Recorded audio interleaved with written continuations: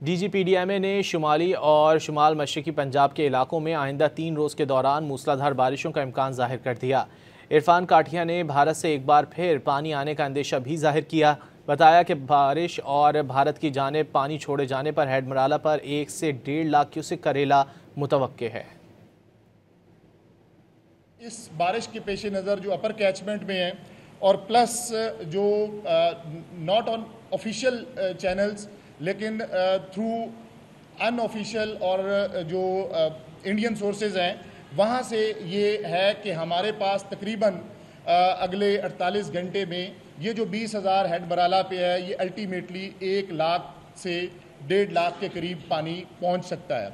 इसकी मेन वजह बारिश और बारिश के साथ साथ जो 210 किलोमीटर अपस्ट्रीम दुलहस्ती हेडवर्क है, हाइडल प्रोजेक्ट है run of the river Indian side पे, उसकी जो सिल्ट फ्लशिंग है उसका भी इतलात हैं कि ये अगले 48 घंटे में होगी, तो उससे भी पानी के बहाव बढ़ेंगे।